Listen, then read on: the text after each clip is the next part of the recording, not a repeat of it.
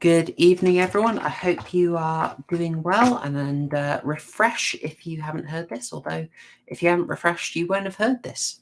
Let's not dive into that too much. We've got plenty of complex stuff to discuss as it is. I'm here tonight to discuss a bit of an oddity, something of a forgotten film, something that I honestly have not heard anyone mention in about 20 years. And I'll be very curious to find out, had anyone actually heard of this film before I made this stream? Chat, I've seen Roger Cook there, has it on DVD. How about, but let me know in the chat your experience with this film. I brought on two fantastic guests, Ferro and Last Things, experts in seeing what's going on under the surface of movies. And I thought you could help me solve a couple of mysteries about this film. How are you both doing? Yes, good. Thank you very much. And just to answer your question, I mean, I'd never heard of it beforehand. Obviously, and I wasn't familiar with any of the people in it. Maybe Diaz, obviously. Mm-hmm. Was this like one of her early roles or something, or was this like very early? Yeah. So yeah, maybe. But and I think I remember. I think I can recognize some of the other actors' faces, but maybe as kind of like B-list character parts or whatever. So I didn't really know the people in it, didn't know the film at all or the director. So yeah, all new to me. Interesting. Well, we can talk about that briefly. Last Things, how about yourself? Much familiarity with the Last Supper? Great question. Well, when you brought the film up as a potential live stream, I remember. It's funny because I have a very distinct memory that I did see this trailer as a kid, and I always remembered that there was this movie out there about these liberals that start poisoning their dinner guests. But I knew for a fact I only ever saw the trailers like back in the 90s. So I've always been kind of tacitly aware of the movie, but I had never seen it, and I didn't have the impulse to see it until you mentioned it. So this was my first viewing. Interesting. Yeah, I can't think what dropped it into my head. I caught wind of this way late. It was Mark Kermode, who is a liberal film critic, but very knowledgeable. I mean, the greatest quiff on TV. Let's just say. Yes. He's such a weird guy, Kermode, because he's kind of like this like 1950s British like rocker, transported into the late 90s and noughties. I used to watch them all the time on Newsnight because they would often roll them out for the review, the art show afterwards. But yeah, I have many fond memories. But I mean, he's classic BBC libtard. 100%. Yeah. It's one of those things, once you start noticing stuff, it's sort of all the respect goes. But you know what? Let's do a quick Mark Kermode story. He had a right go at Hostel 2. Obviously, a film we all hold in great admiration. And he said that it was merely the first Hostel torture movie replayed with all women in the leads, and that was a pointless exercise. And then, 6 years later, he goes on and praises a brand new Charlie's Angels reboot that has female Bosley and female Charlie, and it's okay, all right, Mark, all right. Terrible. He also stood up for Twilight as well, which is unforgivable, but we'll not get lost in Mark Kermode stories. I try and remember the fond memories I have of him from when he would introduce films on Channel 4 as part of the Extreme Cinema season, which is where I first met this. To bring it all back to Kermode. Oh dear, I shouldn't get sidetracked because we want to keep this concise. It's going to be a tight stream because there's a central mystery I want to talk about. which is the question of what the Last Supper is really saying. Is the Last Supper really a sort of mask off fantasy moment? Or is it a real attempt at moderation in extreme times? How are we going to unpick this movie? And yes, that is a terrible, terrible Photoshop of a meme, but I got the idea for it, and then I couldn't stop myself. It just matched too well. There was a brief bit of talk of the actors in it, and I think it was worth saying that this is really early stuff for most of them. So if we just go back to the main image here, really early Cameron Diaz, early Courtney B. Vance, who, if you know from anything, I think it's going to be as Johnny Cochran in The People versus O.J. Simpson. And that's a sort of weird parallel with the roles here. Annabeth Gish, you may know from X-Files, Late Day X-Files, or some of the Mike Flanagan work. And then, oh my gosh, all the people coming in to be horrible, horrible bigots who get killed. They are, that's a whole lot of character actors there. I mean, you must have seen some familiar faces there. Yeah, I mean, obviously, is it Norman, who's played by the meme guy, Donnie meme. How'd you like that, Donnie? Bishop Bad. I love it. That's one of the greatest meme tweets of all times. Anyway, sorry. It's brilliant. Yeah, not just him. Bill Paxton, Mark Harmon, who I think will be more familiar to people who like the Last Things. Can you help me out? Was it NCI? One of the NCIS. I have no idea. Yeah. Okay. Yeah, that's right. They got the Seinfeld, one of the Seinfeld guys. There's a guy who looks like Harry Styles as well. I don't know if you noticed. Yeah. You can see him on the bottom right hand side. I thought he looks really like Harry Styles anyway. Yeah, the only guy who they nearly convinced to change his mind, and they look so disappointed. Yeah. He cracked me up.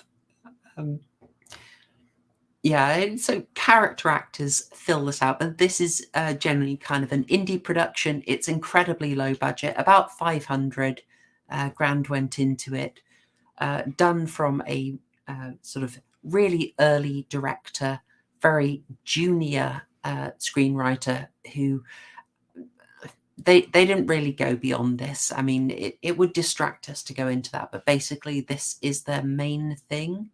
And it would probably do them down if we discussed later work. So we'll focus just on this as a bit of a curiosity. It is a dark comedy, if you haven't seen it, folks.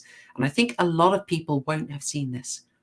It's a dark comedy from 1995 about the culture war as it then was. And would Last Things, would you like to just give us a short plot synopsis for people who haven't seen the film? Oh boy, I can try. So I guess the plot revolves around these 5 friends who are all grad students in, I believe, Iowa, who share a house and have Sunday dinners together where they discuss ideas. One of them's they're all getting their master's degrees or their PhDs. One of them's a psychologist. One of them's a painter. One of them is a political scientist. I won't remember the others, but one evening, one of the crew arrives late because his car broke down, and somebody picked him up. Somebody was kind enough to drive him to the dinner. And they invite that man in. That is the man that winds up being their first victim, who's played by Bill Paxton, who basically turns out to be a very, very, I guess, very cliche, redneck, right wing, Gulf War or Desert Storm veteran. And very, very quickly, the dinner devolves into his,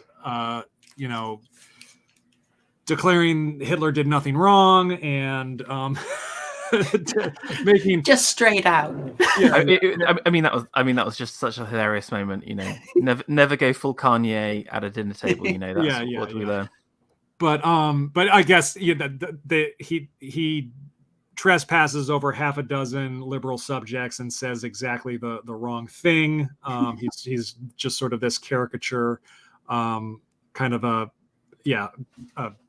something out of some liberal's nightmare. But then he winds up pulling a knife on one of the grad students, and they, in self-defense, they wind up killing him. Which sparks this conversation, which is initially, do we have to call the cops? This was self-defense. What do we do? But then they start to rationalize that they should just hide the body, and then they begin to. I guess this is what sort of opens the door. This is what sort of like the moral, what poses the moral question to them, because they then say, if you could really. A question that they ask throughout the film is, if you could go back in time and murder Hitler in 1904, would you do it? Is that a moral act? So they wind up burying this guy, and then this is sort of acts as their inspiration to begin hosting dinner parties where they play host to some sort of right-wing person, and they sort of run the more celebrated, well-known actors are sort of all these cameos of, one person is a homophobic Catholic priest, one person, Jason Alexander from Seinfeld, is like an anti-environmentalist. They wind up killing a librarian who doesn't want Catcher in the Rye to be available to people. It's just, very, very cliched antagonists. And they sort of proceed to kill, I think what the body count is 10. And some of them become more morally conflicted as this progresses, whereas some seem to get more kind of feverishly addicted to the rush of murder. And yeah, so that's, I guess, the basic premise. I don't know if Chloe, you want me to kind of give away the whole ending with Ron Perlman. Well, I suppose we can get to that when we get to it. Effectively, Ron Perlman is their big bad guy. The film has to work in them constantly watching he's basically a Rush Limbaugh equivalent. That's who the notes seem to say that he was modeled on Rush Limbaugh. And it is just hilarious that Ron Perlman is doing that role. It's wonderful. He kind of steals the show. Oh, he is fantastic in this. He's having a great time, and he's very fun to watch. But it's just got this now. It's got this extra layer of comedy now. After he lost his mind over Donnie. But he's sort of like the ultimate bad guy, and the film has to frame him as this by having the liberal students watching his show a lot, which is a sort of device that we have to skip over, really. But he's set up as basically the final boss. But we'll get to that confrontation. And as you say, that's a dynamic. They have these awful people round, and when they fail to persuade them of their wrongdoing, they off them for the greater good. Nothing too controversial there. I mean, just on that moment of the greater good, that there is basically that kind of the first murder. They themselves debate whether it counts towards their cause, and they kind of throw it up in the air as, was it an accident? Was it, was it intentional? I mean, it's a really, that entire scene, it's like this. It's so bad. It's just like literally, because before watching this, I thought The Room was like obviously like the worst ever film for like dialogue and like acting, but there are like Room-esque moments in this. It has a similar vibe to it, and the kind of like the build up to the first murder, it was just absolutely hilarious. But after that, they have this discussion about conservatives versus liberals, and they're like, yeah, the conservatives have all the power, these right wingers, but what the right wingers don't do, that they don't argue with each other, they just do stuff, they're action orientated, and that's what we need to do. And so it's interesting that again, the kind of meta stories, we're sort of viewing the mind of the kind of 90s liberal here. Firstly, them thinking that they are this kind of like a powerless figure. Secondly, I think they think themselves of this kind of intellectual and superior figure. And just on the intellectualism, I think it's really important because each of them have this kind of like in the UK we'll call it like a postgrad learning. So a high level of intelligence. I think even the concept of the dinner party itself is this kind of bourgeois. It's almost like a salon. A French salon is how they see themselves, and again, that's just a little viewpoint into their minds where they value discussion and ideas as a powerful tool. We hear the backstory. This dinner they have in a regular manner is the place where they go and chat about things. So they see themselves as powerless. They see themselves as intellectual, but they see themselves as we don't do enough stuff. Now, again, bearing in mind this is the 90s and the waves of social revolution that have penetrated both the US and the UK by this time. It's obviously laughable, but I think it's fascinating that they feel like at that point like kind of powerless and they're not doing enough. But the ultimate conclusion is we're going to start this this kind of sadistic game, so to speak, this campaign of like culling, as they see it, ontologically evil people. And again, I think that's another interesting thing, even in this kind of postmodern setup. So again, this is the 90s. This is kind of peak, like grunge nihilist, postmodern viewpoint. They still very much believe in there is a good and there is an evil, and these people are definitely evil and should be swept away. I sorry to keep on talking, but I did want to mention what like thematically there's a few of these kind of bigger elements that flow through, and I think for me this idea of growth and fecundity is important. So at the first dinner, they make a big point of one of the social worker woman tries to get a tomato from her tomato plant, and it is not in fruit. There's nothing from it. But as they bury the bodies in the backyard, can I just say that this is the worst burying ever? If you ever want to bury a body, it has to be like under 4 feet, because the coyotes will definitely, like, whatever, the wild animals in England, it's like foxes and stuff will dig up and eat the bodies. They were very shallow graves, ridiculously shallow graves. But after they buried the bodies, they planted tomato plants at the head of them, and the tomato plants were in constant fruit. let's just say following. I mean, they were instant fruit and they were constant as well. So this idea that by destroying evil, we are creating a new blossoming and a new fruit. And again, this idea of even the dinner, they describe the dinner at one point as a cornucopia. This classical idea of an overflowing of food and wealth. And again, so the interesting ideas. I'll let you guys speak for a bit, otherwise I can just keep on going for ages about that.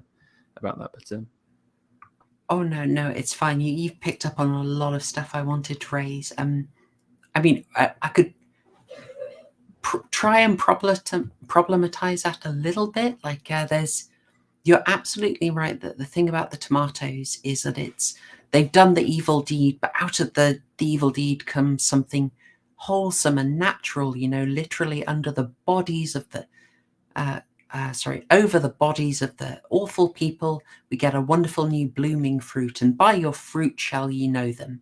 So this must be good, right? But at the same time,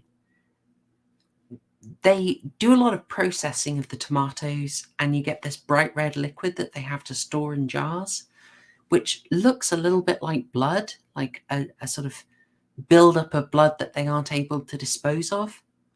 So the film seems on some level a bit conflicted about it. Well, I think with the whole like tomato in jars thing, there are several color tones that they keep focusing on, specifically red, yellow, and green. So you can look even in this scene, you can see look they've chosen the red, the kind of orangey yellow of the flowers, the green of the candles and the bottles. The house decor is all painted green. There's actually a scene at one point where there's like a red, yellow, and green plate on the wall. You've got the green of the plants, the red of the tomatoes, and I do wonder again. It's and like on the last scene, there's literally this kind of super cheesy red gel that's used in the backlighting to create this kind of like hellscape at the same time. So I think, as an Argento appreciator, I was loving the gel work, but yes, quite a few times they will bathe the guests in, is there a term for it, where the colors are meant to clash in an uneasy way? So they'll give them the purple face lighting and then green backlighting, or they'll have the green bushes very prominent. And that clash of colors is traditionally to make you uneasy. If you see Marvel characters that are meant to be weird or arcane, they'll have purple and green together frequently, as an example. Well, I mean, from a color wheel perspective, that they're like contrasting, so they're on opposite sides of the color wheel, so it stands out and it's bright. But they do harmonize together at the same time. So, like you said, it's not like they're next to each other on the color wheel, which is like an easier on the eye. So it has that kind of jarring undertone, but there is harmony as well. But I think there was an attempt to kind of have this kind of definite color palette, and again the kind of prophetic fallacy of the rain on the first day. That there's the rain on the Perlman dinner as well. It's sunny when things are good. I mean, just going on to this point about is the Last Supper, these 3 points. I don't know if you want to take us through which one you think it is. Do you think it is the Mask Off Fantasy? Yeah. So the first option, Mask Off Fantasy. So if that's to make sense to anyone, that means in the guise of a fun, dark comedy, is the writer-director telling us what they really want to do? Sorry, are the writer and director telling us what they really want to do? Is this idea of the writer are absolutely unforgivable, irredeemable bigots? Oh my God, the state of them. There's nothing we can do. We're just going to have to off them. But, ultimately, we're just too good people. We're just too good people to do it. So we'll talk ourselves out of it. Or is it that second option, Overton window reinforcing containment? That would be siding with some of the statements, especially of Ron Perlman's character, Norman Arbuthnot, who's saying, look, we may be very polarized at the moment, but ultimately, we've all got to get along. Ultimately, this is just a comedy, and really we can all talk it out. We can talk all our differences out. And then something else, I just thought someone might have a completely different take on this. I want to hear Last Things take on which one of these things, but I do want to mention that the Perlman dinner at the end. So like Harsha mentioned, all the way there's this build up of this character. You see him in these kind of background TV discussions. They're kind of watching him, discussing him, but his dinner is interesting because it's just by happenstance. So for some reason, like they were going to go on holiday, but their flights were cancelled, and so and he was there at the airport, so they invited him around. I mean, it was literally one of the worst BS reasons to have him come around. But anyway, yeah. But I would say the entire dinner was super disarming, because they had this idea of who he was in the head, and actually he's this quite charming, quite likable figure, but also he is definitely both portrayed as both Machiavellian and also this great enlightened centrist, right? So in the Machiavellian sense, they ask about like the Christian right, and he said, he's like, oh yeah, these guys are just stupid. They just, they've got to follow someone, little sheepies or whatever. So they're already kind of like, oh, okay, maybe he's not such a bad guy. And then in terms of the enlightened centrist big brain takes, they ask him the stupid Hitler question, and then he's like, yeah, I would just like talk to Hitler. I would talk him out of it. And they're just like, oh my goodness, he's just like us.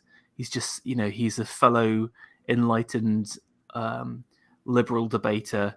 This is great. And so his character is a juxtaposition to all the others, because all the others basically, there's a stereotype to them.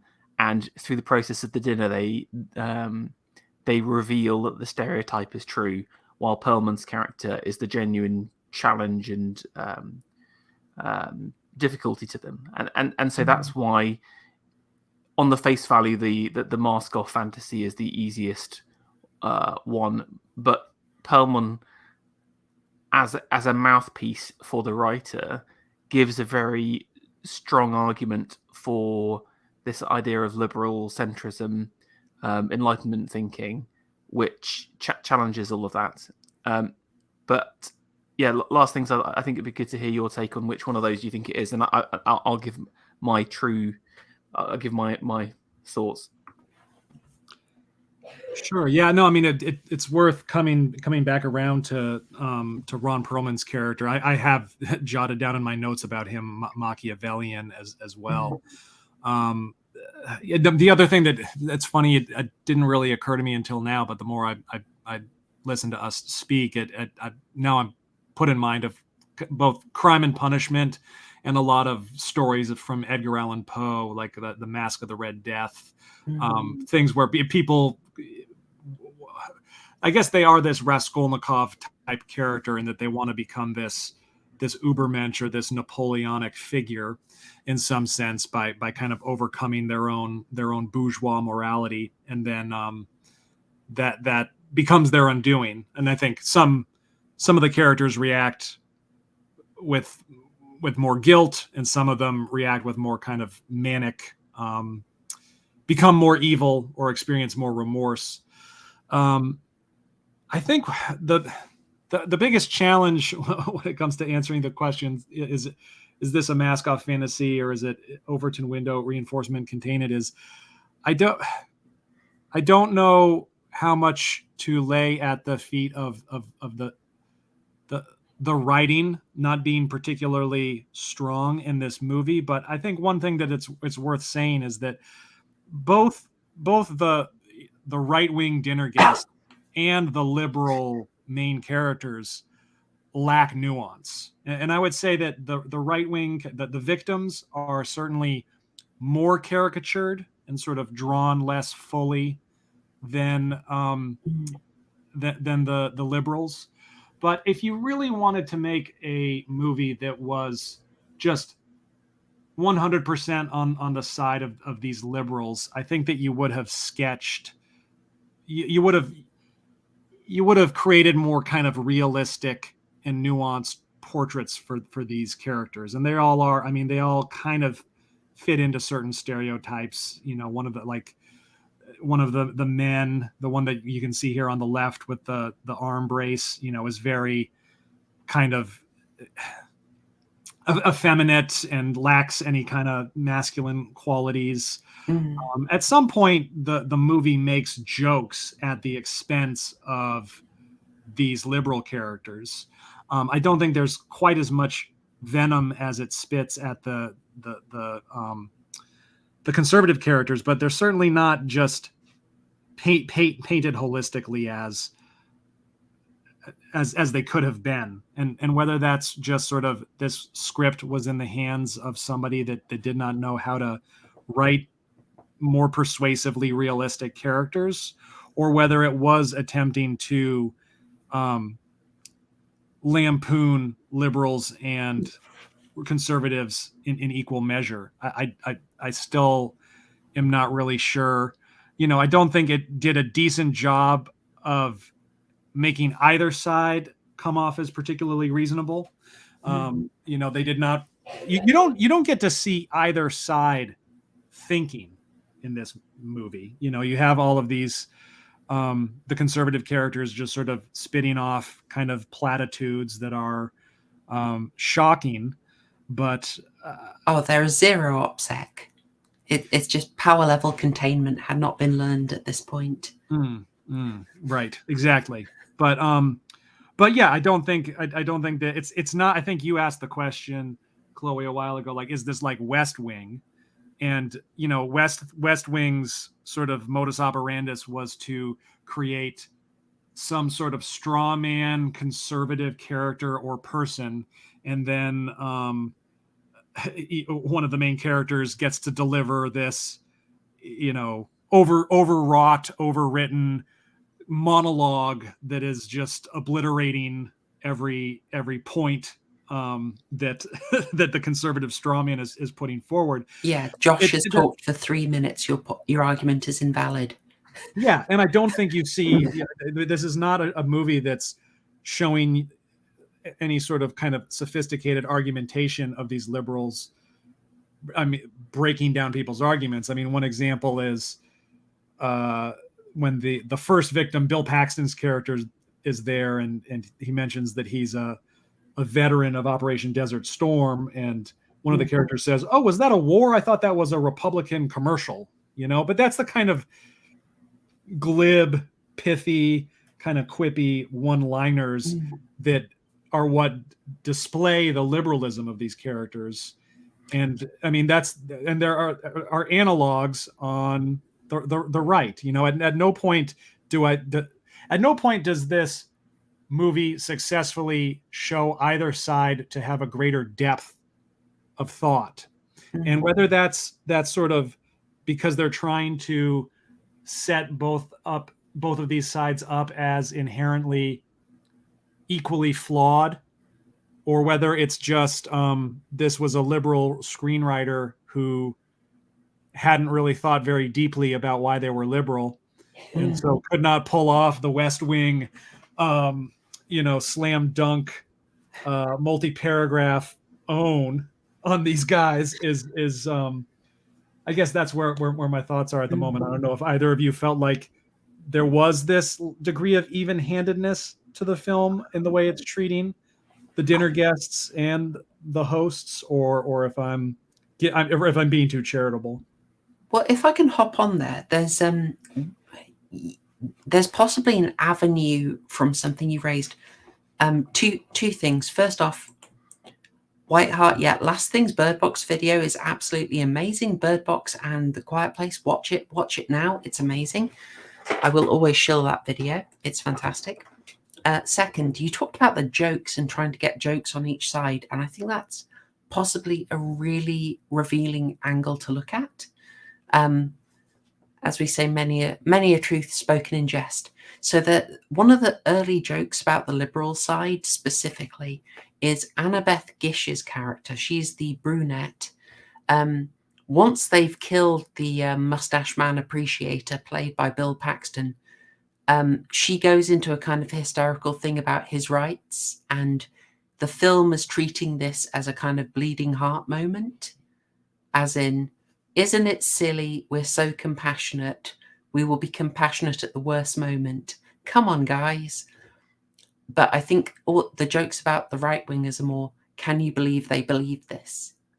So it will make jokes about both sides, but what it chooses to highlight is a bit revealing. Do you think that would be fair to say?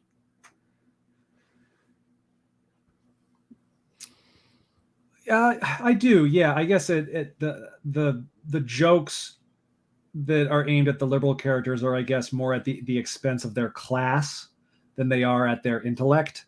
Whereas I do think that the the conservative characters are drawn much more as just sort of, you know, unequivocally stupid. Yeah, I'll go back to our rogues gallery quickly, just because I thought it's interesting. Also, just because it's being talked about in the chat, my goodness, I think a video on the techniques of West Wing would be amazing. Just the ways it tried to, the framing of that show, the consistent framing, the way it tried to convince you, the sort of Overton window it operated inside of. It's long overdue, but I don't know if I can bring myself to. I loved it at the time, but I think it would not do so well on a rewatch.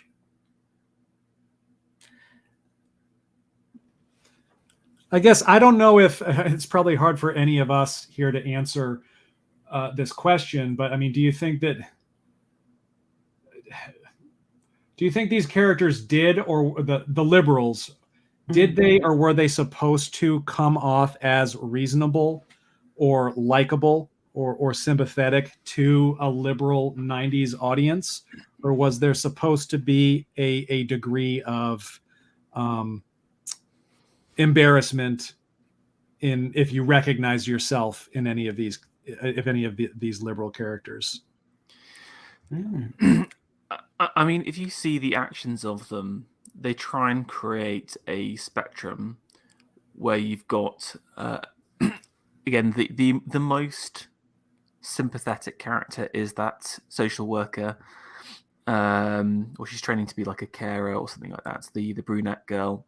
And I would say the most extreme character is the black guy, who is just like a stone cold murderer through the whole film. It's kind of based how like evil that character is, I think. Although I think it's implied. Sorry to interrupt, Ferro. I mean, Cameron Diaz's character seemed to be the one that became the most kind of like guilt-ridden, and maybe I'm reading into this wrong, but the brunette, if I'm not mistaken, it seemed to be implying that she was experiencing this like increasing sexual arousal as these murders continue. At least they have. I did want to mention what I would say is one of a trio of the worst sex scenes ever. Including the second one, which is, again, sorry to be graphic, where she's basically riding the artist and he's just looking at her just like with these dead eyes. It's genuinely one of the funniest things I've ever seen in my life. But you're right. There is I did forget. Sorry. So yes, Diaz starts out like more enthusiastic, but then again, does suffer from guilt. She starts planting flowers on the graves, starts having a bit of a breakdown. The artist also has this kind of like a bit of a breakdown as well. Starts painting loads. The brunette is softer at the beginning, but then just falls off the deep end. But the black guy, not only does he, I mean, he is quite sadistic in the way that he kills. So again, he's the one that gets the poison at the start. He's the one, he literally, again, stabs a knife in the back of the person who hates Catcher in the Rye. I thought some of these are just so weird. Some like, again, there's just like it's like going into the mind of a 90s liberal American and being like, what things are they worried and what do they hate about? And again, it's just in this rogues gallery, like the sex ed rejector is literally the same level as this kind of as literally Kanye 2.0. So that, I mean, you raised a lot of really good stuff right on, and it was what thread do we follow on? But that idea of let's get inside the mind of the liberal is really powerful, and as you said, they've chosen to portray themselves as all educated.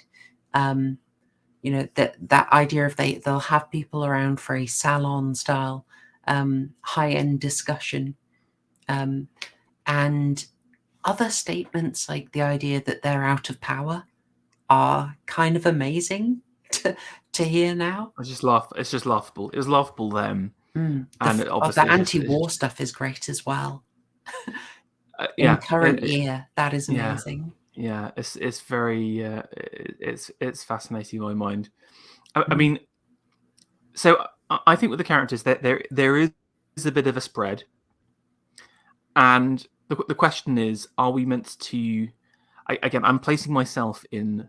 I'm the liberal watcher. I'm transported back in time, and I'm some kind. I don't know. I'm in Washington. I don't know. I'm trying to think of the most liberal thing possible. I don't know. Like, who do I associate with most? And it will obviously be the people with regret. I think that's who you're meant to associate with. Now the question is, does the writer and director want to challenge that viewpoint? And again, I think there is an argument to say that what is the overall message of the film? And again, this is where sorry for the spoilers here, the twist. That their meeting with Ron Perlman is their last supper, as as it's implied that Perlman works out what they're up to and kills them. We don't actually see it. So I wonder if there's a reading where it is a bit of a warning, where indecisiveness leads to death. You know, you've got all of these extreme viewpoints, even the most extreme. It's Luke is his name, is the black guy, isn't it? Even Luke is wobbling around Perlman. You know, this guy, he's been literally dealing out death. He's killed the sheriff with a spade. He's, again, stone cold killer. Even he is being convinced. But it's their weakness. He holds up. Sorry, Ferro, please. Sorry. I just want to mention, because right back at the start, they talk about this idea of liberals argue and conservatives win, and they have an argument at the end, and that creates the space for Perlman to work out what's going on, and then they die. So, one of my takes is it's an argument for, like this kind of weakness and argument will lead to your death. You know, that's what I think is implied as part of it. But I think we are, as a watcher, meant to associate with the artist and Diaz as the male and female stand-ins. But I think the writer has that kind of spread to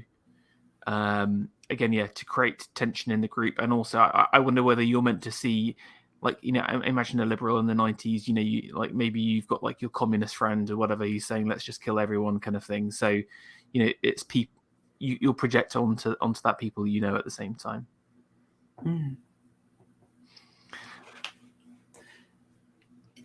It's sorry, Last Things. Do you want to hop on that?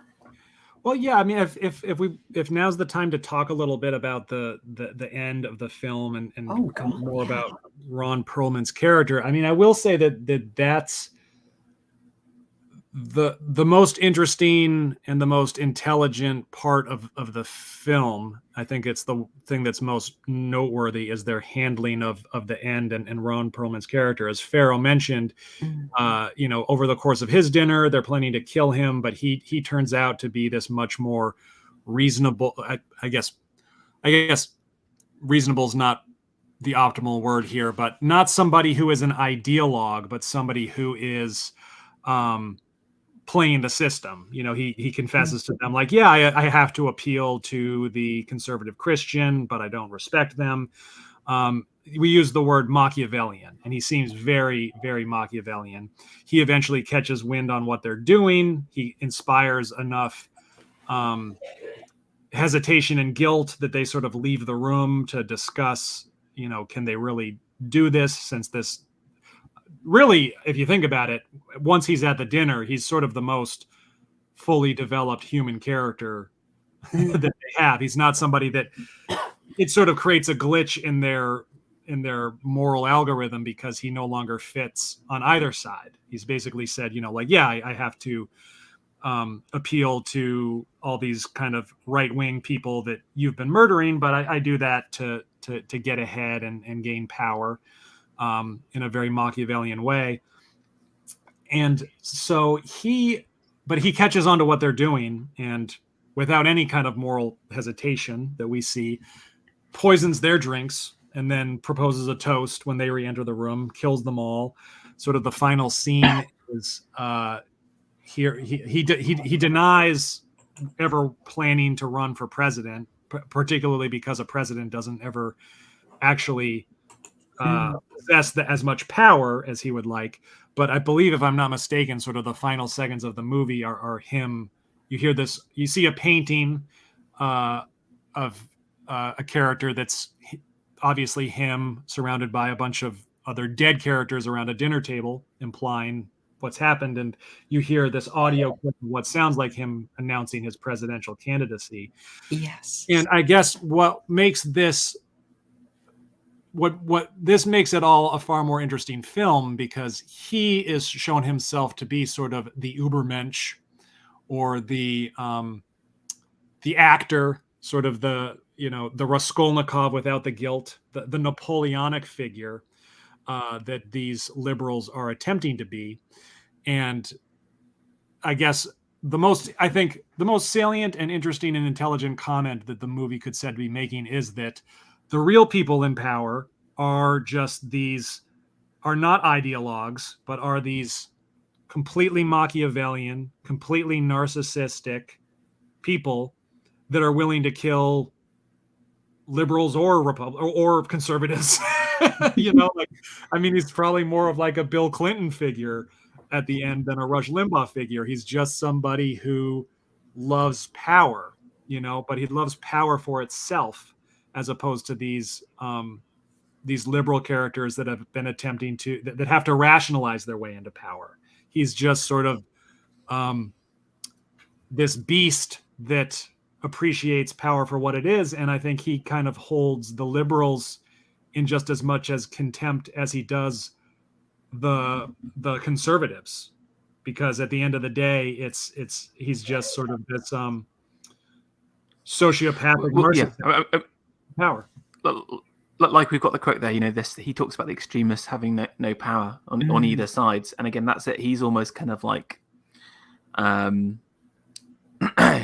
he is the executioner for both sides. I think there's something interesting about, if you read what are the philosophical principles of both the Perlman characters and the liberals, and both of them on the face of it have this Enlightenment liberal thoughts. Perlman talks about the importance of reason, about the rational human spirit, the fact that you can talk to Hitler, you can talk Hitler out of his war crimes or whatever. Shows that he has these Descartian liberal understandings, but he reveals himself to be a Nietzschean, focused on power, a Machiavellian, almost like an elite theorist above. He is this kind of, ends up being this almost pseudo-Bappian character, while the liberals, again, they have this veneer of Enlightenment thought, but expose themselves to be I don't know what I would call their philosophical viewpoint, but it's kind of strange. It's again these ideas of true good and evil, and we're the arbiters of that at the same time. It's kind of weirdly like how Melberg's Puritan thing, where he says woke is just like a growing out of Puritanism or whatever. It's basically like, this is kind of like Christianity but minus Christ, or like minus any form of appeal to God, if that makes sense.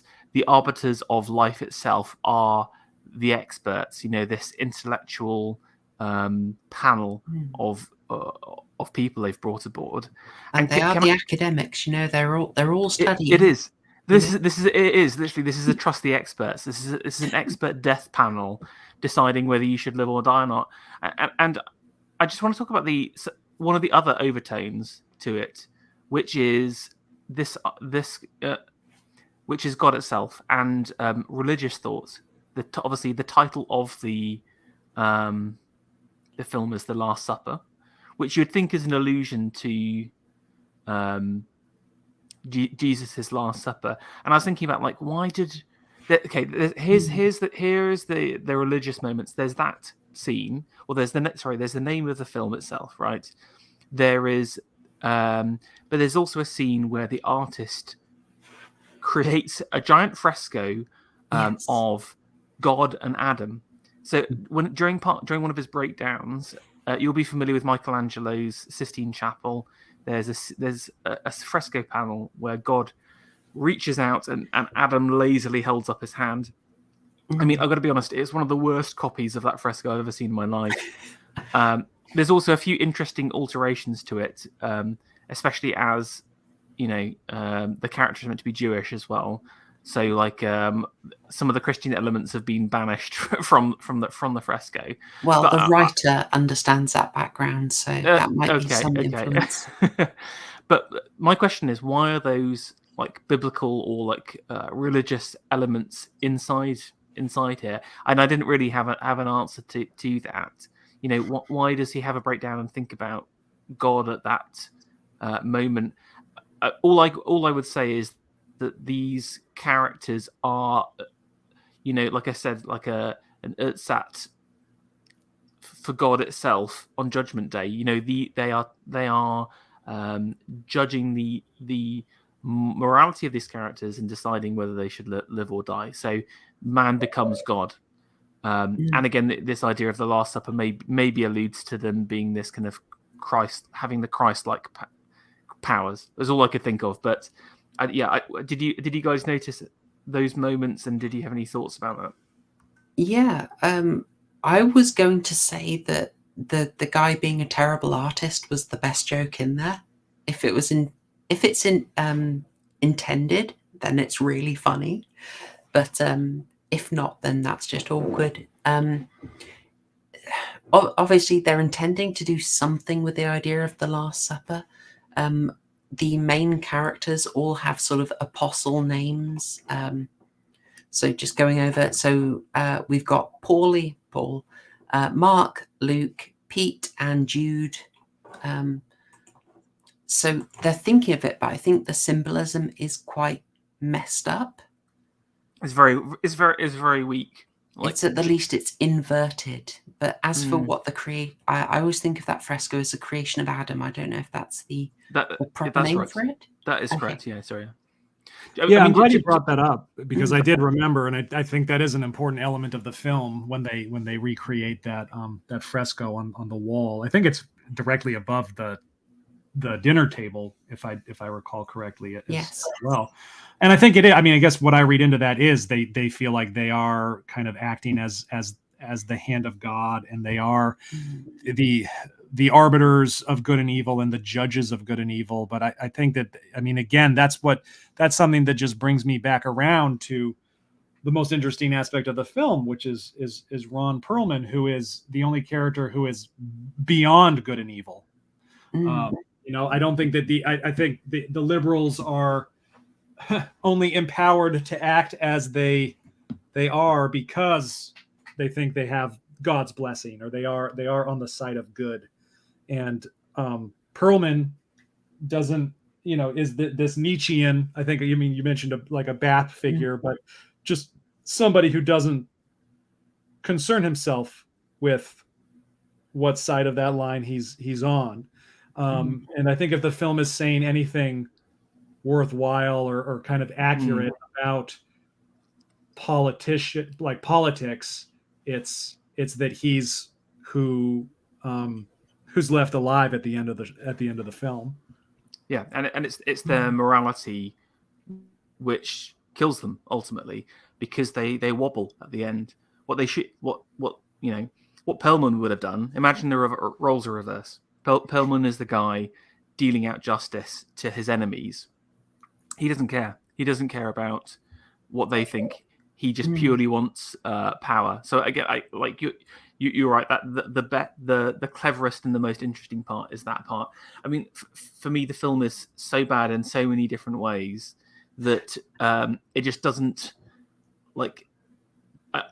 It's sort of surprising that it's able to make as interesting a point as it does. Yes, yeah, By the you're end. 100% right.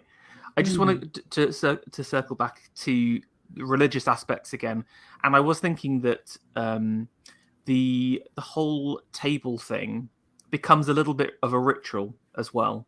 So again, Yes. in both Jewish and Christian traditions, food is really important. So again, you've got things like the Passover feast, or the communion. You got to understand Christian ideas of the communion itself are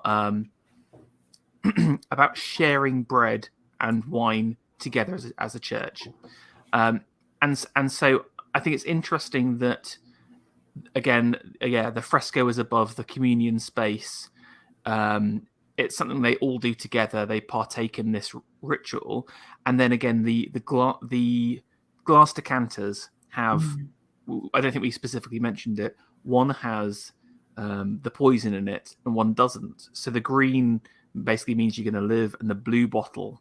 I mean, this is absolute taste fail. Some of the ugliest decanters I've ever seen in my life here.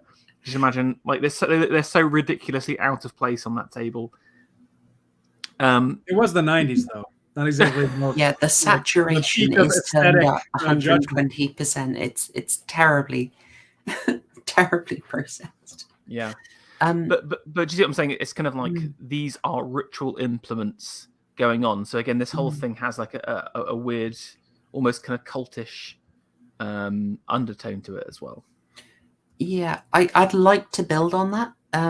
There's something about the fact that they do ritualize it, and they have this.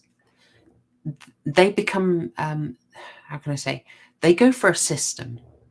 The liberal structure is they have a system.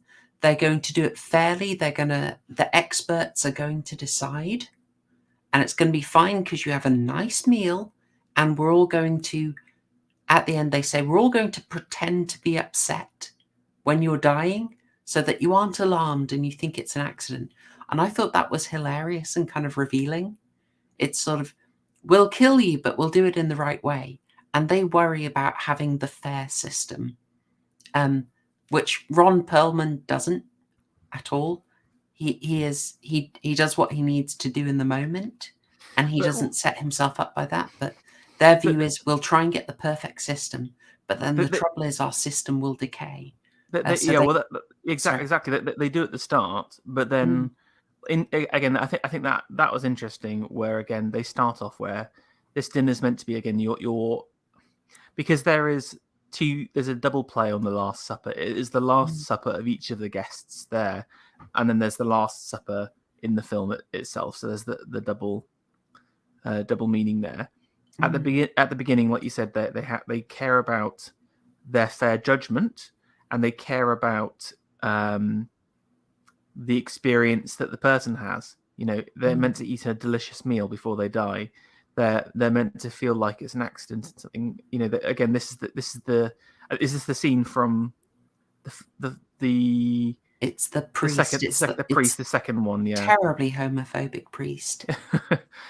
Who's just soul posting about again. Yeah, you could tell it's the 90s because they're obsessed with AIDS. AIDS gets like constantly mentioned throughout the film. Yes. But by the end, they comment on the fact that the meals have gone from these kind of fecundant cornucopias to just like ham and eggs or something absolutely pathetic by the end. And if you see their faces, they're just like sniggering and laughing the whole way through. And just like not caring about what the experience. So again, there is something about the intrinsic difficulties with these man-made courts or whatever. There is something about decline and corruption in there. I think that's interesting. That just kind of puts me in mind of like the evolution of, I don't know, like liberal media and its critique of. It's sort of like they evolve into like the Daily Show, you know, like Jon Stewart. It's they first want this to have this sort of austerity or at least giving their Republican foe a certain kind of a kind of dignity, or this pretense of a fair trial. And then as you rightly describe, Ferro, by the end they're just sort of snickering, and it's just a show trial. It's a clown show, and there's no longer this pretense of them having, being anything other than, entertainment, right? They've gone from being these arbiters, official kind of gravitas, to something more akin to the Daily Show. Yeah, it's just an execution, a televised execution for pleasure, as opposed to any sort of courtly behavior. And just on that, I cannot help but think that the Luke character, again, is someone interesting. Now, again, if you see him here, you first introduced to him. Again, there was a relatively witty reference to slavery at the beginning. I don't know if they go through their kind of cringe masters that they're doing. I'm a master of psychology or whatever, and he just said, "Me, I'm just a master." As implied, I'm no longer a slave. This, I'm the master now. But Luke's character is interesting because he's the one who convinces everyone at the start to bury the body. He's the one that provides the poison. He's the one that kills the snooping sheriff. But he also reveals himself to be, again, this isn't how I actually feel, but putting on my 90s liberal hat here, as a deeply misogynistic character. So I think one of the more interesting dinners is you've got her coming up in a you might as well go to her slide. Let's go for her. Here she is. Here she is. Yeah, the sex ed character. So basically, she's a very sweet and obviously quite pretty character, dressed in her kind of school uniform, who isn't interested in going to her sex ed classes and is protesting against the fact that she will fail. She'll flunk out of high school or whatever if she doesn't go to them. And Diaz tries to win her around by basically saying, "My sex is nice, so you should do it." But then Luke's character basically says, "You need to suck a dick or something." Sorry to be so vulgar, but basically like words to that effect. You need a good hard dicking. Maybe hard isn't the way to go. He is quite far with it. He is rather merciless with it. He's exceedingly graphic, and again, like I said, I'm pretty sure would be considered misogynistic even to like in whatever the 90s liberal. So I think Luke is this interesting kind of almost like hate character. Like he is too extreme. He, again, like I said, he's a stone cold killer the whole way through, and again has these like dark undertones to his characters. So I do think he's placed in there as a bit of a, like we can go too far, and if we are this Luke character, he's beyond the pale. If I can hop on that is really interesting because I think he's the most developed of all the liberal characters, and he stands out in a few ways. It helps that he's got the best actor of the bunch. I thought it felt like a plot line they were developing was that he was going to cheat with Annabeth Gish, because he's very hands-on with her, and her boyfriend just goes off and starts painting and doesn't want to be touched and does the awkward dry humping. So I thought he was gonna get in there, but he's also the one who, as you say, holds firmest and was the last to effectively say, no, we shouldn't back down. Ron Perlman is the big H man. He's the malevolent mustache man. We got to take him down. And as you say, like the film does show that Luke was right, just as they were proven right. Folks, we haven't really mentioned it, but there's an ongoing plot about a missing 12-year-old girl who's you only see her in a photo, but the photo is of Elizabeth Moss, very young Elizabeth Moss. And it's shown that the first guy, Bill Paxton, that they kill was actually the guy who abducted did horrible things to, and then killed this 12-year-old, which is, so the film, without spelling it fully out, is kind of saying, oh yeah, they were right. It got a bit messy. They got a bit uncouth. They kind of got on the old slippery slope and started picking easy targets. But, hello Gatsby. But they weren't totally wrong. And some of the people that they offed were better offed. I mean, am I taking... Let me just mention where I thought they were going to go with that. And you're right, that like my expectation for that plot thread that you keep seeing this this photo of this missing girl and Bill Paxton, they have a mugshot of him as one of the suspects. That's how the sheriff keeps kind of coming in and in. I thought the way that it was going to end is they were going to find out that this little girl was being kept somewhere by Bill Paxton, but had died as a result of them murdering Bill Paxton, right? So like they inadvertently caused the death of the kidnapped girl because I don't know, she starves to death because Bill Paxton never makes it back to his hideout where he's keeping her. And then they would have this sort of moment of clarity where they've, you know, even in punishing evil or sort of taking on the role of God, it has led to the death of this innocent girl. But you're right. And I think it's a much cheaper gimmick that it is just sort of, I think, added in there to reassure I guess, give them absolute justification. Like if they didn't have enough justification, or the audience didn't feel like they had enough justification yet for killing Bill Paxton, like, oh, he also murders little girls. Yeah. I mean, usually they would do something like that. It's how many times have you seen the plot point where, how can I say that there's like the obvious choice. They'll do this a lot in sort of criminal cases with the death penalty or vigilantism, and they'll set you up. Someone does a vigilante thing, and then there's a crazy 1 in a million plot twist, and therefore go with the system every time, guys. That's usually the storyline that they do, and it was kind of weird that they didn't do that here. They played it very straight. I wanted to mention another. I got a couple other movies that this made me think of. One of them was Hitchcock's Rope, which is based off of Leopold and Loeb. Were you just yearning for Rope when you're watching this? Being like, why am I not watching? Why am I not watching Rope? Yeah, a little bit.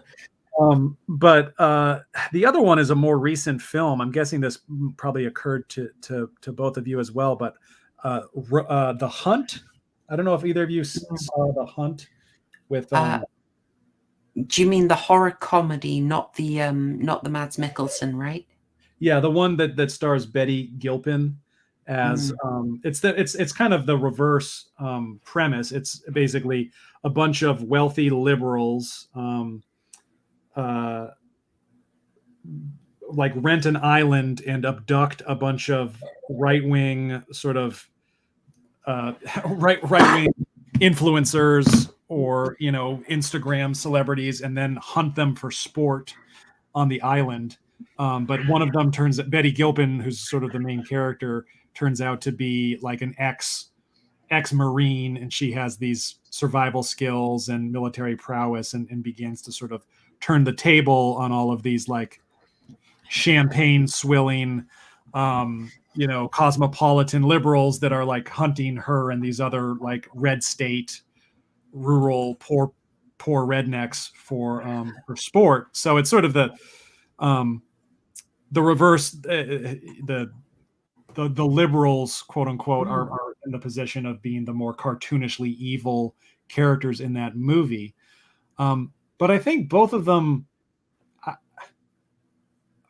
movies kind of suffer from the same thing. And again, I don't know if I'm giving The Last Supper too much credit for this, but neither of them felt to me like they were written by anybody that felt like they had any skin in the game in terms of either camp. You know, what would it be? I mean, if if The Hunt had been written by a person that had a sort of right wing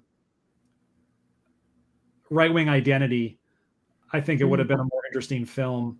And if I think that maybe the best thing I can say about the script writer for The Last Supper, I mean, they redeemed themselves with the Ron Perlman character, and maybe they consider themselves to be a bit of a Ron Perlman character, where they kind of hold themselves over and above either camp, for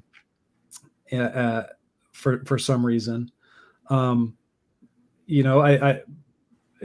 either that the screenwriter and the director are either consider themselves to be a Ron Perlman, or they're a liberal that mounts a really, really kind of pathetic wooden defense of liberalism. But I think, The Hunt is just something that I thought was worth bringing up, because it has a lot of the same kind of flaws and a lot of this, but the same kind of inspired for the same reasons as I imagine The Last Supper was as well. Yeah, I remember it, but I thought that film would probably be an absolute mess. So I didn't put myself through that one. But Rope's an interesting comparison. Is I can't remember the protagonist names, but they do go quite far into. It's sort of the inverse. They're talking quite happily about sort of hierarchical ideas and borderline eugenicist ideas, sort of will to power ideas, and they're more liberal guests and Jimmy Stewart who bring them back into line, as it were. So it's quite the inverse. You could throw The Dead Zone in here, which does the exact same question about the malevolent mustache man, about do you kill him if you know what he's going to do, and that's a sort of central scenario at the end of the film, or rather, second half of that movie. Just kind of comparing again, because I think that the Rope analogy is really interesting, because and again, why Rope is a vastly superior film is it has a pressure cooker style of feel, because I think it was previously like a stage show, or like a theatrical play, so everything was done in a single space, single amount of time. And I think where this film suffers from is because the murders that they carry out happen over the period of weeks, we're meant to believe. There is this kind of no pressure. There is, like, just from a kind of a consequence perspective, no one is bothered about anything. If anything, when this guy, when the child killer turns out, is now missing or whatever, that's kind of like a bonus. So there's a weird kind of thing where there's literally no consequences for their actions whatsoever. I mean, the sheriff starts snooping around and then just gets pummeled. But again, we don't hear anything else.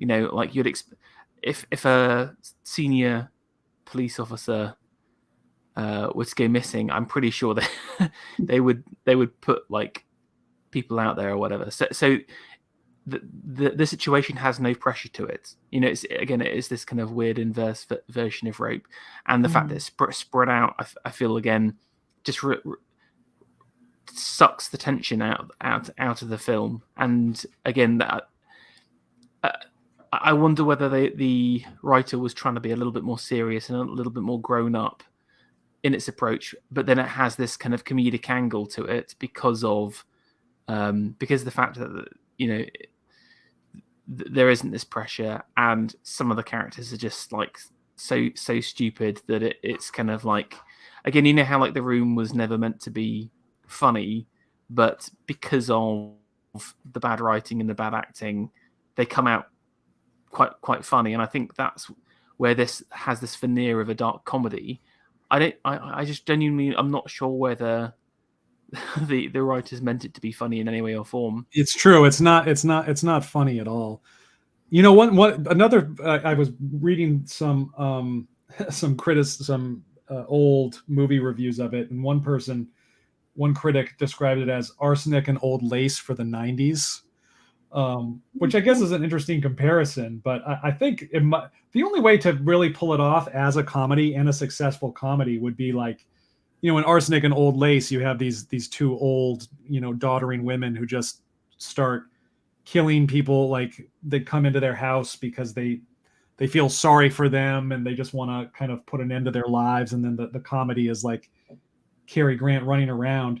But you don't see the murders. There's nothing, the murder victims are not characters. And if all of the murders were like, if you did away with all of the Republican caricatures and instead all you saw, like, you knew somehow that these liberals were committing these murders, and now we're just scrambling around trying to hide the fact, then I think you might actually have like a decent screwball comedy, because of the fact that it has to present these characters worthy of death, and it does it in such a sort of just an absurd, kind of laborsome and cartoonish manner.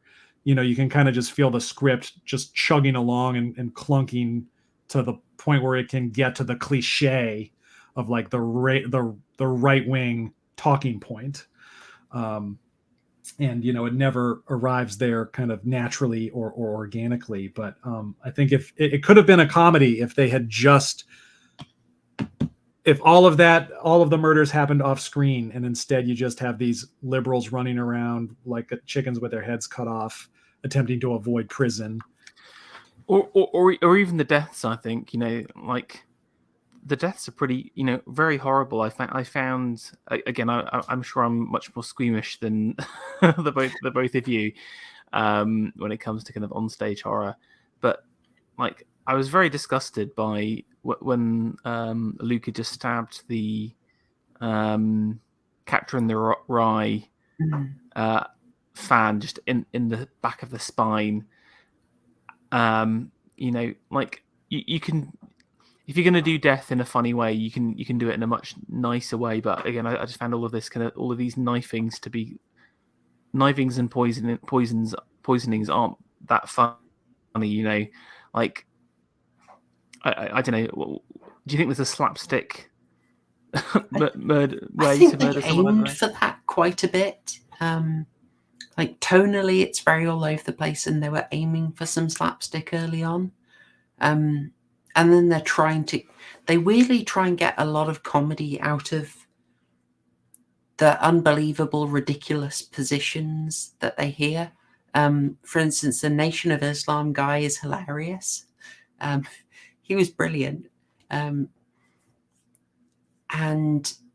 then they go into sort of attempts to be a bit more disturbing by showing the toll it's taking on. Yeah, like you can't have a redemption arc that you can't have these characters grappling with the moral weight of what they're doing in a comedy, because there's that a comedy needs levity to it. We haven't really talked about that Nation of Islam guy, because again, I thought that was really interesting.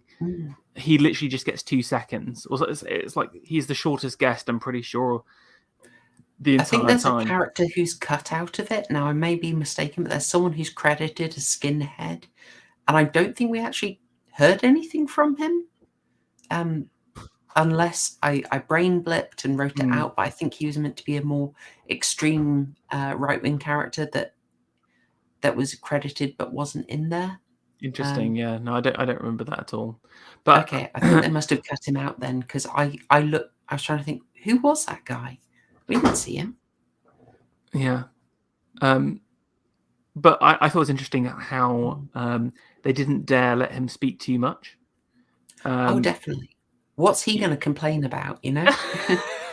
Well, look, this is exactly it. Or again, there has to be a hierarchy of evil inside there, and the first guy is the most evil for his for being a Kanye fan. So, but yeah, so interestingly, like he sort of gets cut out. But I did quite enjoy his being offered up ham or whatever. Again, that's how you recognised who he was. That made me laugh. Yeah, I mean, he's dressed the appropriate way, but he was actually coming in with a lot of levity that cracked me up. But I think, as you say, they sort of realised they couldn't look at that one too long, because you do end up with some awkward questions if you start asking about that chap. So that they move it on quite swiftly. Yeah, I mean, it's partly for their own liberal sensibilities, I think, but then also, like I said, it's because they want to maintain this hierarchy as there's one type of person who's the worst, and it's that truck driver, basically. Oh, I mean, they start at the heavy end. I mean, as I've got the guilty parties here. I mean, it is largely people that we would recognize as targets today. So obviously Bill Paxton was just the jackpot for CNN. He says literally everything that they think all terrible people believe straight away. There's the guy who's, I guess you would say he's not a whammon believer, a pro-lifer, nation man who we were just talking about, who does not appreciate the ham roast being served, homophobic priest who isn't just homophobic, he has to say that AIDS is the cure. You know, it's got to go straight to the end, you know, straight to the furthest point. And the guy who looks a lot like Nick Stahl, or you said Harry Styles, which is a much more current reference, who just beats up homeless people for fun. I was like, is that a thing? I was like, is this like was this genuinely a concern in the 90s in the mind of liberal America? Like, yeah, I think it's just a random funny point they say, since he's the only guy to actually reconsider. But I've highlighted this girl here because it's just, remember, we are coming up to this movie nearly 30 years after it was first shown at a film festival, and our schoolgirl character, who I think we're meant to be the most sympathetic to, she's protesting about condoms being given out in school. That was the breaking point in 1995. That was when it had gone too far there. And in 2023, don't know what you want to say about that one. Well, exactly. You got to get like Oren McIntyre's sign. You know, the slippery slope is the undefeated champion, isn't it? Basically. Oh, totally. Yeah. I do think her character is interesting. One thing we didn't mention was her age or whatever, that she was under 18 and they still killed her, basically. And that kind of moral quandary, you know, interesting. Yeah, that was when they'd both basically broken and gone too far. And I think there is a weird implication that as they go through this, the danger is that they become like the right wingers. So your man with the arm in the cast, he goes hunting at one point, which I think is obviously pretty coded. And then Luke's comments to her, you could read as just awful sexist bigotry. So the fear is, I think they're becoming like the enemy. Yeah. Or and they're also they're eating the tomato plants, right? The red ripened tomato plants. That maybe that's in some way like embodying or taking on the spirit or the malice of the right wingers that they kill. I think that's an interesting point though, because like would Luke have ever said anything as grotesque as he does to her if he hadn't, been kind of already consumed by his deeds? I want to mention one other thing that I thought was worth mentioning about the hunt, because again, I think you both rightly point out that this is 1995 and they still have this sort of perspective of the liberals have all of the power.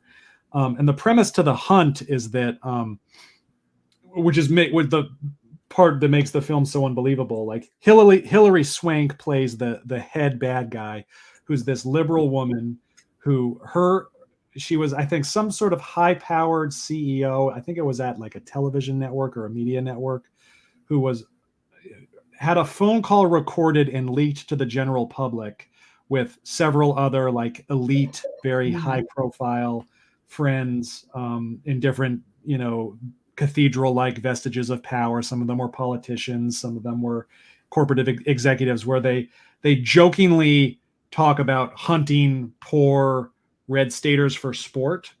But then when it leaks, there's a scene where like Hilary Swank basically gets fired because they're like, oh, this is, I know that you were just joking, but there's no way that I could ever defend you or like, rubber stamp your next career move. So all of their like lives are ruined. And just, I feel like the idea that any sort of left-wing elite is going to have their career thwarted for making a sarcastic comment about red staters is just absurd. And like the point, like, and basically they're all like, the premise is that then they're all driven insane and they decide to go off and actually perform the horrific act that they were joking about.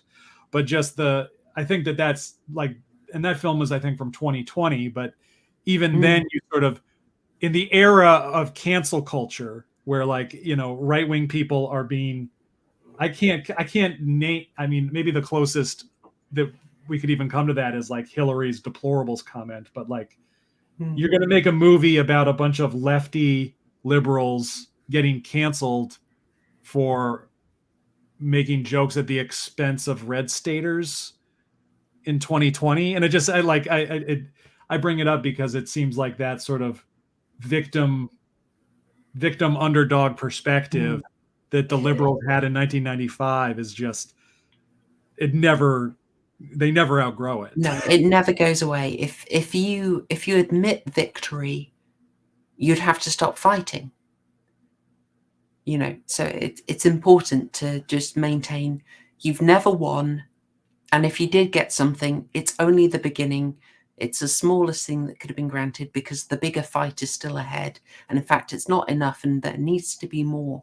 You can never acknowledge a victory because it takes the power out of the machine. Like, I'm just trying to think how it plays into Arbuthnot's thing here about how extremists have no power and everything is moderated. But basically the moderates hold everything and will keep it in check, but dialogue can do it. And I'm just trying to think how that interacts. I had a thought and I'm afraid it's flown out of the brain. I can't bind it. I will say that, everything that Ron Perlman's character says in that final supper is, I think, less interesting than what he does. And I think a lot of it is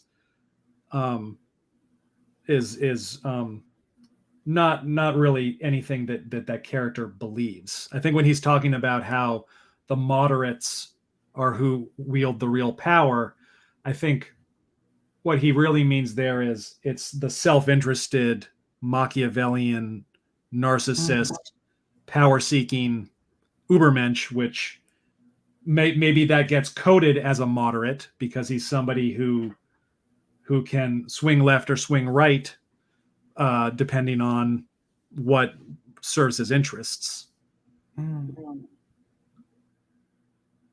Yeah, I did not read it as either like any kind of heartfelt defense for centrism, either from the film itself or from Ron Perlman's character. I think it was just sort of a smokescreen for the truly powerful, which are the self-interested.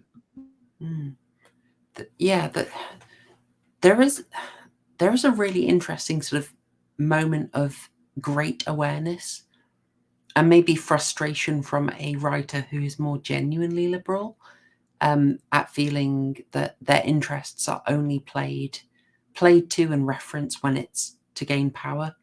I've got, in this scenario, Ron Perlman is saying like, I play the right, I play the fundies for power, but I don't care. And maybe it's a sort of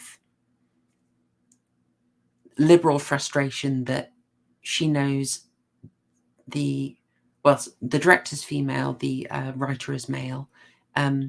They know that they get played for power, but they're permanently outside of it.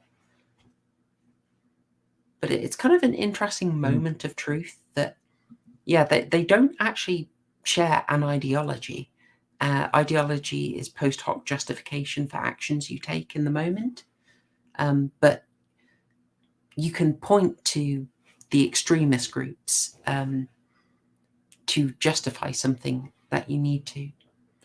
I think that's an interesting moment of clarity in the film. Yeah, I agree. Uncharacteristic moment of clarity in the film. Yeah. So where do we end up ultimately on the major question of the Last Supper? Oh, actually, sorry. While you're thinking on that, there was a thought that I didn't tie in that was related to Ferro's question about the religious imagery, which is sort of clumsily done, so it might be accidental. But the idea that they're getting this fruit off it, okay, it's a tomato, but it's technically a fruit. It's very apple-like. The idea that they're using this to grow their own fruit is very much making me think of the kind of fruit of the tree of the knowledge of good and evil, which is the idea that they are taking it upon themselves to decide. They are no longer being obedient, but they are deciding their own morality, and that's a difficulty. So I think the writer was trying to get at that a little bit too, but as we remarked, this film is a bit clumsy with its symbolism and possibly not thought through. I mean, just on that, and obviously we're kind of trying to round up right now. For me, this film was one of like the worst watches of the last year. I mean, not just for its content itself, because I think I got to be honest with you guys. I feel like we've managed to get some gold out of basically nothing. You know, this was some pretty deep thought. But you know, the symbology is just so weak and unconnected. The writing is not tight. The characters are not likable, or like Perlman's character in my mind is but like is the one decent character, and then maybe Luke as this just like ridiculous uber villain basically. But it's just so bad in just so many different ways that I just find it really hard to watch the whole way through. And I feel like there are some interesting concepts, but they were constantly muddled, and for all of their postgrads, for all of their degrees and all of their fancy words that they said that they're able to say, they're unable to come up with a plot that was, in my opinion, really riveting and one that captivated and challenged me at the same time. This was just like it was very weakly done in my opinion. But yeah. Bless you. I applaud you for getting through it. I mean, if it's compensation, I've had to watch Plan 9 from outer space for this channel, so we all have our cross to bear. I mean, I second everything that Ferro just said. I mean, it was incredibly cringe inducing, and it was a slog. I do think, again, like you, and I'm not trying to salvage this, but I do recall, I think even at the beginning of the movie, they say explicitly that like Ron Perlman's character is on television or on the radio, and they say he's the devil. Like, he's the devil. But I think that's, you know, he's a devil, but in a much more interesting way. He does prove to be the devil, you know, and he's the one who sort of walks out of the film alive, out of the garden, right, that they've made with their, murderous tomato plants. So I think that's the only real redeeming feature of this otherwise very very flawed movie. I like that. And what's the saying? The greatest trick the devil ever pulled was convincing the world he didn't exist. Perlman convinces them he's not bad, or he's not that bad. And if he is, they can talk it out. It's the film. Well, you've done a lot to point out the several problems with this film. I would say one that cannot be overstated is how, as with so many films, it can't really do its central thesis of the clash of worldviews because it doesn't understand the other worldview. We're not going to cite Jonathan Haidt's Righteous Mind. You all know that. You've heard it cited a million times. We won't do it. But we just got a demonstration of it. When they have to get their ultra terrible Rush Limbaugh character on and actually have a conversation, they default to trying to make him an enlightened centrist. Terrible, terrible. A braver film would have tried to copy what you suggested, Last Things. Maybe they have a montage of the early kills, and then the film is focused around a single decision over whether to off Norman Arbuthnot a lot, and then so much more tension and pressure goes on to it, and you might find yourself caring for a minute or two. Yeah, in this film. Other things I would do is you want to increase the tension through the sheriff. I think like knocking off the sheriff was so stupid because that's like the chance of them being caught is another angle that they didn't play up at all. Yeah. It increases the pressure on the group and would have created those divisions. I think again, as Last Things mentioned, the killing the truck driver, ultimately killing the girl, would have been so much better as well. Because again, like they were trying to explore this idea of, are we justified killing one person if it will save a life in the future?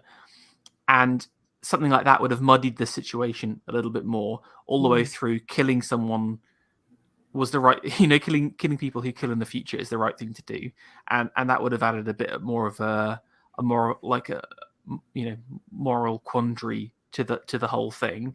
And then I think just the character, maybe it was because they had 5 characters and a lot of guests, we didn't really get much depth to them. I mean, especially Diaz's character, for example, just absolutely weird and pathetic, and she's just sort of loafing around, and then she's having like this kind of breakdown, crying while she's digging plants. None of those characters were really likable. I didn't like any of the liberals. Again, this was even with my 90s liberal hat on. I was trying to love them. I was trying to associate with them, and they all came off as either, let's go around the table. Look, you've got absolute soy boy with glasses. He was actually one of the most weakest and pathetic men I've ever seen on the movie. Then Diaz, who was just this like quite horrible, bitchy kind of character, who then just like had a full like mental breakdown, an actual psychopath, some kind of like weirdly sexually aroused murdering nymphomaniac, and then like the world's worst artist. Yeah,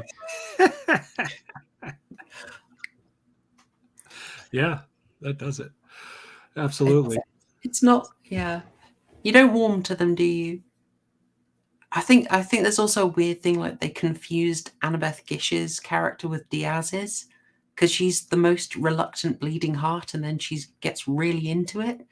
It's very confused.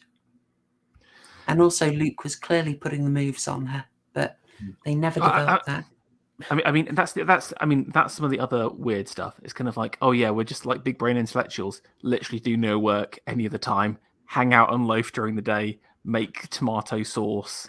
That's like the true. That's right, and that's not to. I don't mean to. I know we're trying to wrap things up, but those are you precisely, Ferro. Like, is this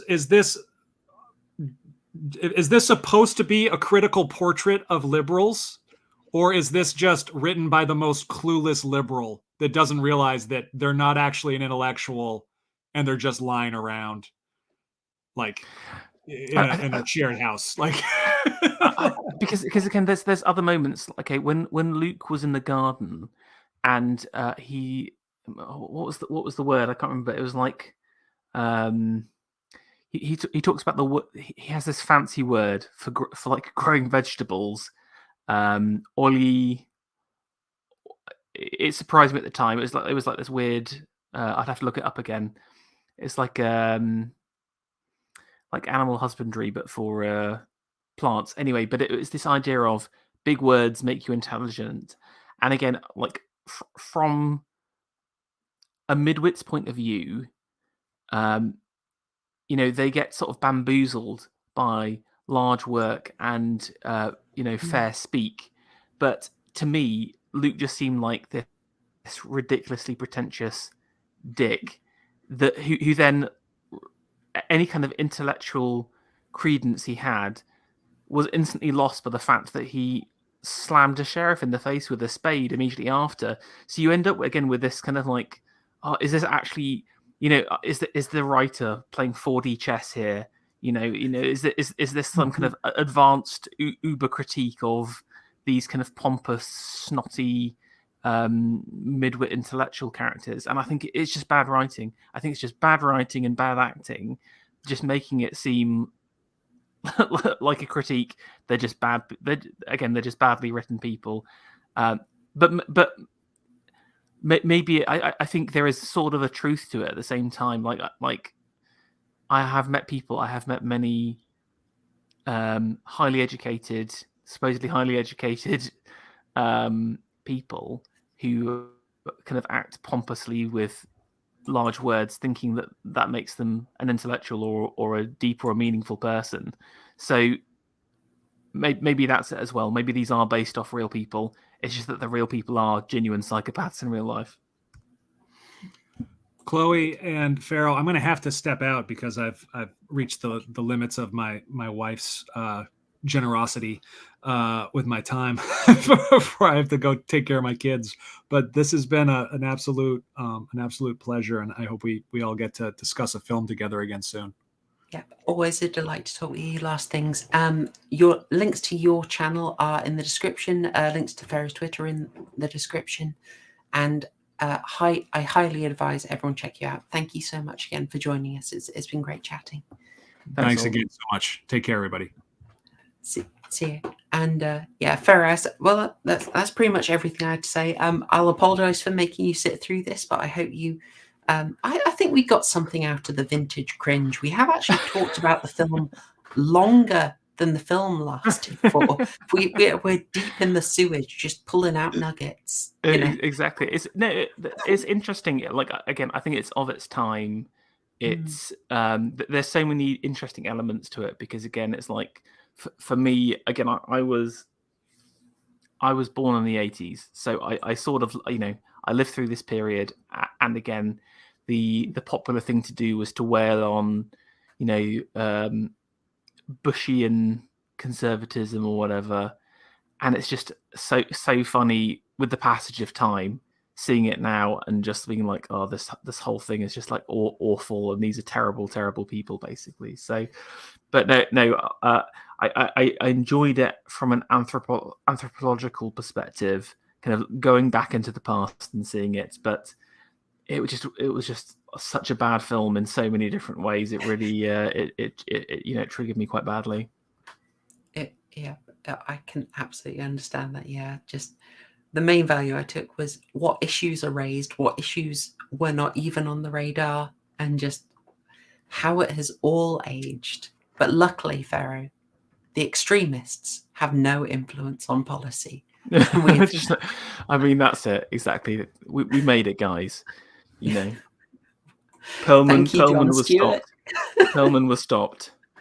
There we go. The votes are in. I closed it because we're rounding off. But yeah, most people going with mask off, and I think I'm quite sympathetic to that. It's mask off whilst portraying yourself as far too good to ever do this.